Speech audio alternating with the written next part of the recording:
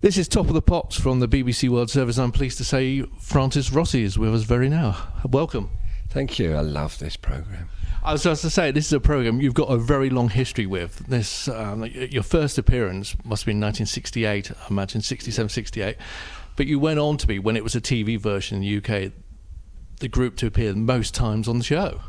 Yeah, I don't know if that's good, bad, or what it is, but we did play on there more times than most people. And as I was saying to you just now, I think we need that again, because even before I had success, had records, I'd sit and everybody would watch that on the Wednesday or Thursday, whenever it was on.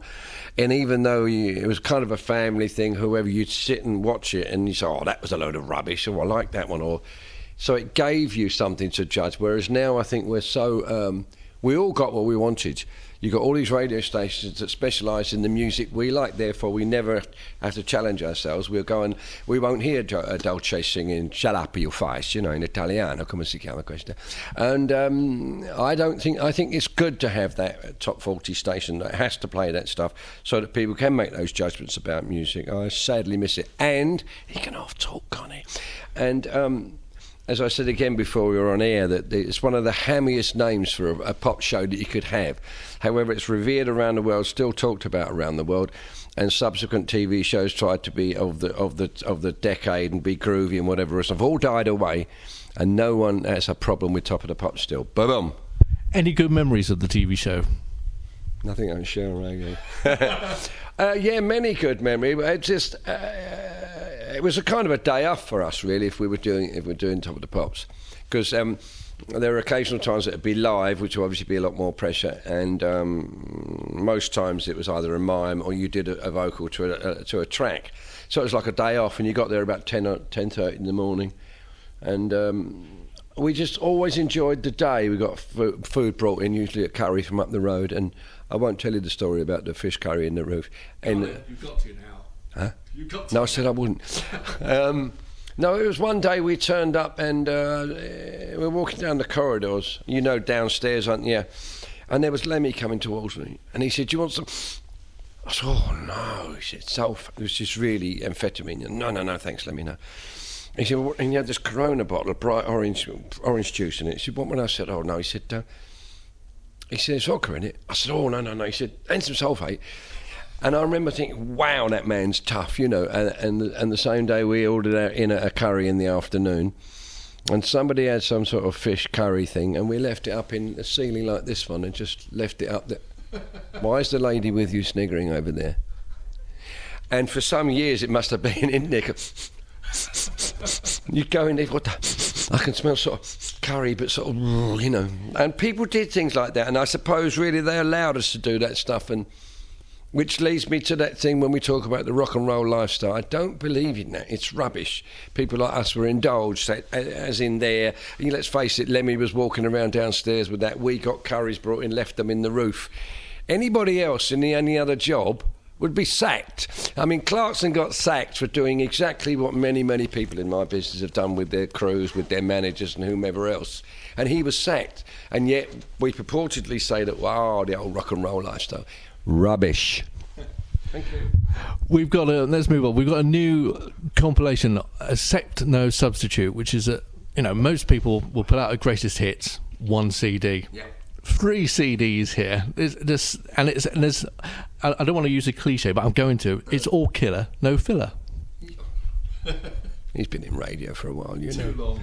No, it's good. No, whenever those things come around, you tend to think, no, not another one. You can't do that. But then I analysed everything, and I thought, well, Presley's been dead how long? And we're still getting new stuff from Presley. I thought, well, that's going to go on. So if you really hate that about Quo, it's going to go on. But having said that, it's a very good package. And if the audience do feel they're being ripped off or that we shouldn't exploit them, blah, blah, blah, it's not to do with us. It's all part of everyone's contracts. That's how it goes on. They can, as politicians say, vote with their feet. That was the PA's telephone. Vote with their feet and not buy it. But it's charted and it's doing extremely well. But it is a nice package, is a nice set of songs. There's some from the acoustic tour, there's some from the frantic tour. So even when I looked, I thought, oh no, it's rather good. But my initial thing is, why do they do that? But they're going to do it, whatever we all say. It's not just all the hits as well. You've got some nice tracks like Dirty Water, Little Lady, which weren't singles but concert favourites, and that can introduce them to people who may not be familiar with all the albums. Well, I think that, again, that's what's good about it. Plus, as my manager said, and not, obviously there are people who will really disagree with that, but this band has made some of its better records in the last 15 to 20 years. And most people don't want to, they're so stuck in the 70s, and that's up to them, so stuck in the 70s and what this band was then. You can't keep doing that. This current band has been together at least 35 years. That's phenomenal. And it has made some of its better records in that time, i.e. even some of the covers albums, which I didn't want to make. I was talking to someone the other day that one of the best records we ever made was When You Walk in the Room. It was what Pip Williams produced it, and Jackie DeShannon. You should have said that before me.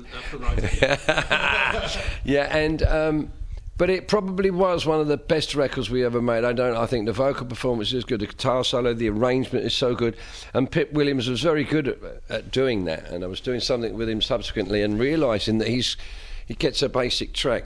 This is really good on radio with my hands, and he's kind of little flourishes with brushes I can see, and sometimes it ends being a mess or overblown. But that particular track, I think, is one of the best things we've ever made.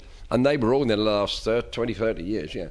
You seem happy with that, because I remember I did speak to you in the 90s, and you were doing albums, you had to do the cover versions album, the riffs albums, you weren't happy about. I hated doing that riffs album. It's very funny, because I mentioned to you just then about the Presley situation. Well, something that's just gone on with the Presley camp. It's the same guy that suggested to certain people that album got made of ours. And I can see where everybody in our industry goes there, and you're always looking for new ways. We do live in that capitalist thing where you're always trying to exploit the next move. I mean, when I was younger, I used to see the hippies demonstrating and saying it won't work, and I used to think, go away. However, they were right. It's getting, the older I get, the more I think, well, how much more exploitative can we get? But it's not going to stop. So I waffled off the point there, didn't I? She agrees with me. But you haven't, in a way, because you've reinvented it quite a bit recently. You've done the acoustic earlier this year, late last year. You did a movie as well. That's all. What? Oh, it was... He's stumbling. It was interesting. It's a good word to use. It looked fun. It was fun to make, and I crawled out on my hands and knees on the premiere. People didn't see me crawl out. I crawled out on my hands. I can't watch me. I stopped watching me years and years ago. I don't like him. I don't like what I do. But I'm aware that people like something about this band and so on. So I try not to look. But we were offered the movie. It kept coming and going, and one of the scripts really had me and Rick as these two serious sort of killing people all over the shop. I quite fancied that. Looking like bad, And then we got a call the January, which when we went to do it, January, Feb, I think we went and do it. And do you want to do it? Oh yeah, all right then. And it was good money. People said we did it for the money. Well, we didn't do it for love. Some people sometimes say they did it for the money. Yeah. Good, very clever. But it was a fantastic experience. I learned a lot about the way those things go on. I now know why people wax lyrical about their crews and the people they've been with. You live such close in confines like you do here with a group of people. And we were up most mornings at 5, and they did that for 2. I think we were out filming only for a month. It was very low budget, and then you had to do a week of nights. Oh, that's like punching somebody in the, just after you've had lunch. It's just. And I remember doing it and thinking, this is just hell. How do people do this? But it was a fabulous experience. But it looked like I thought it'd be funnier than it actually came out. And I think they should have left certain things to Rick and I to. Now I know how it's done. They kept saying to us, don't rush, because him and I rush. And the idea is that if you take time, they can close the gaps. If you rush, they can't. So it struck me that really what should have happened is a lady delivers her line, you deliver your line, and we see what's going to happen between Rick and I. But although we have lines to go, we may have added certain things that we thought were funny and so on, which I think in an ideal world would have been great. It would have been funnier than it was. It's very tricky for people to try and write things that for Rick and I to present as funny, and we're not good at that. We can sometimes be funny if we're left at maybe puerile, but funny. And perhaps that would have been a better way to do a movie, I don't know. You've done so many videos as well. So how did it, obviously when you do a video shoot, that's a day, 2 days. Was it a completely different? Completely different. I hate those things too. I'm not very good at being on camera. Probably easier doing the movie because, like, if the lady there was filming me, now I'm fine with that. I've gotten used to that thing on the camera. But as opposed to trying to pout one's lips, stand there open and strum the guitar, I can't do that if it's not real. I can sometimes do it when we're actually playing live. Obviously, I do something. But to do that in a mime situation, they say, do you want to do that? I said, do you want to punch in the head? I do not want to pretend that I'm doing that. I can't. Rick's very good at it. I just can't do that. You know, he calls it adopting the attack position. I just get embarrassed and walk away. The attack position. Anyway, so yeah, I can't do that. Back to the Set No Substitute, there's a double DVD set as well, which has got some great footage. Have you not seen it? No, I told you I try not to look. It looks like good product to me, and we go with it. And as I said, we could try and work against it, but that would be kind of. I don't think it's good for the feeling out there that people are aware you have some sort of product out there and you're working against it, unless you use that as a promo angle, which of course so many of those things go on in our business and in the movie business. But I've seen what's in there, and someone said the same as you a couple of weeks ago. I said, I don't remember that. It was a video for something we did, and I can't look at them either. Well, I do think, as I said, I saw one of my daughters was out on tour with us once, and it was here, but she came, and she was having a particularly good show, and I was really proud of her. I thought that's really good, and it's something she did with her leg, some move, and I thought, oh no, don't do that. That's the father looking at it. Don't do that, And I said to her, that's the only thing. Don't do that. And she just went. Pfft. This doesn't come out on radio again, does it? And I got on that night and I realised, oh no, that's me, I do that. So I know that I will look at me, and perhaps lots of people in our business do that, and it goes wrong. Whatever the people see in you, they see in you. If you look at it and start thinking, I'm going to adjust it, you're losing, for me anyhow, you're losing whatever it is they saw. We talk about the X Factor thing. People who are successful must have a certain amount of X Factor. Don't start looking to try and find what it is and play with it. It won't be X Factor anymore. It's manufactured like we have on television. But so I tend to leave it alone, and I don't want to know what he looks like. I don't want to know. I stood over a crowd the other night. Where were we? They were particularly close, and I realised we must look like bullhounds or bulldogs hanging over. They must think, oh, don't look up at them. Most of their faces are hanging over the front row now. It's true. We've also got 3 reissues out this month as well. The Quo album, Hello, and Rock and All Over the World, double disc editions. Not aware of it. One old and one new, as it were. No, I think what they've done with Rock and All Over the World, for instance, there's a whole new mix on the bonus disc. Is there an archivist in the band? I know in Queen, Brian May has kept everything. He's Is it you? You look after everything? Well, it's all in my studio, but the thing is with that, it sounds great until you realise you've got these boxes on any project. There could be 40 of them. They're very heavy, 2-inch multi-track tape. Well, after 6-7 years, and most of them are older than 6 to 7 years, you can play them once. You transfer, and it all comes off, the oxide, and you have to transfer them and then do it. Now, apart from many times we thought, I'll just throw them out, and then thought, well, maybe not. And that's the terrible thing about us people. We think, well, maybe in the future. I'm nearly 70. I'm 66. What future? And the idea that one sees oneself as that important that I'll transfer them all to digits so that we can do stuff with them. John Eden, who remixed the Rockin' All Over the World album, was chomping at the bit for years for me to do something. And so I eventually sent, I think he's in Nashville, not Nashville, he's in probably California now. And I sent in the multi-tracks. You have to bake them sometime and play them once, and they're gone. They've had it. And he started messing around with them and took away lots of things that at the time our fans kind of complained about what Pip Williams had done. He was given a remit to try and make the band sound a little tidier and less overspill and more AOR friendly or American friendly, and one of our biggest hits ever, Rockin' All Over the World, came off it, and we had more letters saying what a pile of poo-poo it was than ever before. So it's very tricky what to know. As much as you appreciate your audience and you listen to them, you have to be real careful not to listen to them. It's a contradiction, because you end up so frightened of doing anything, and they are terribly frightened about you changing. And as much as we've had a fabulous thing with our audience for years, there is a certain amount of, they make the parameters even shorter. The goalposts shrink. You're next. The goalposts shrink.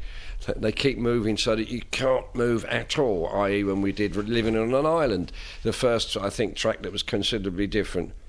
Most of the reviews were, why don't they just leave things and stick what they... Same with Rock and Roll, same with Margarita and various other things. So, again, going back to looking at yourself or reading about yourself, you get led up the wrong place. You get so much influence that you can't... I don't know how to make up my own mind anymore. So I don't look at him, I don't listen to him, and I'm quite happy in here. Bald and 66 and face like a bulldog's bum. And sounding great. See, know these men in radio, did he? He's got that voice, yeah. Sounding, anyway. So those 3 albums out again at the minute. Yeah. You said about Rockin' Over the World. I remember in '77 when it came out. It was you'd done 9 albums producing yourself, basically. Why was the idea of Pip? You kind of semi-answered that a little bit. Yeah, well, it was to try and break the American market. We'd been there and tried and nearly got there each time, but there were lots of factors that we didn't realise. I remember sitting in California and we were going to do what we did in Europe, work a town, go, keep back, go, da, da, da, da, and then looking at the map, oh my God, it's not possible. We could never have done it at the rate we did it everywhere else. And there were deals that when radio went on, like you've got that Wilco thing there, a 12-inch record would go and so many grams of coke for the DJ and da-da-da-da, and handing over so much to the management. And I was offered at one point, a person said to me, how would you like to be managed by a Yank? And it ended it off when I said that, However, that was the question was constructed in a way that I would say, go away. In fact, what should have been said was, look, there is no representation over there. We give away X% and da-da-da-da-da. We're giving X% away of nothing yet. If it works, it works. So as soon as we left, any representation stopped. So there were many, many factors why we didn't get there. And the fact they tried to bring Pip Williams in, who was quite a renowned producer at the time and done some really good things and possibly could have worked. It's just that I think we decided to cut out years before that it was literally flogging a dead horse. It was just, and we weren't. They were somewhat intimidated by the American sound. That they have a confidence. I'm married to an American. I understand this. She's not as confident as she sounds. And there's a confidence they have in the way they. And plus, Rick and I, when we first went to Los Angeles, we stayed in not a very nice place, little travel lodges, which was still fantastic compared to anything we had in England at the time. And the telephone rang. Yeah. We both stopped in our tracks. Wow, we'd only ever heard that before on the television. It wasn't like our lovely old ring we had at home. It was this, wow, look at it. We both just stared at it. Oh, it's great here, isn't it? It was the guy from reception calling, you want some coffee? And these couple of gay guys who were magic. And coffee, obviously must have thought me and Rick were up for it, which should we go there another time? Speaking of the album, Rockin' Over the World, you said it's kind of become your anthem. Where did you find the track? It's a John Fogerty song. How did you come across it? Because you listen to his version. It's not. Not very good, is it? No. And I think he's probably the only person that hasn't had a hit with it. Nobody else has had a hit with it. Rick was going home when he used to live in Woking, and he used to regularly have people thumbing a lift in those days. And he must have been, before sort of legislation, what you can and can't do in a car. And he pulled up one night to give somebody a lift, and he backed up to let him in the car, and it was a letterbox. So obviously it wasn't a guy thumbing the lift, so it might have been a little blurry. And he carried on driving, and then John Fogerty thing came on, and he brought it to the studio, and we were like, well, yeah, it's okay. And I still don't really understand how this sort of rock anthem, tattoos, pout your lips, men, and I like it, la la la la la. And wherever we go around the world, you go to these thrash metal festivals, particularly up in Scandinavia or wherever, and we go, I like it, and they all come down the front going, wow. And I think, what are they looking at? I don't get it. It just doesn't make sense to me. But a great tune, and it worked. It certainly does. So what's next? You did the Sound check. Yeah. 2016. What's the future on from there? I don't know at the moment. At this time of year, generally what happens, we have an idea that we'll do the end of the year tour, and that will probably be some in Europe too. We assume there will be summer shows. Some other bits I can't talk about. I was going to make a dreadful joke then. You can edit, can't you? We'll ask you in a minute. What, the porno stuff, you mean? See, I told you. I said, all right. After you've done that film. Yeah, exactly. Better to safe there. Yeah. And and this time of year it starts to happen now, and they come in. So by early January, we know what we're doing. There may be. We were going to go to Australia. There's a problem there now. And ever since I've been really young, we're going to America next month. No, we're not. We go to India. Right. So, and it's always been like that. You're always pretty much sure what we're doing next year, and then, no, we're not. We're doing that.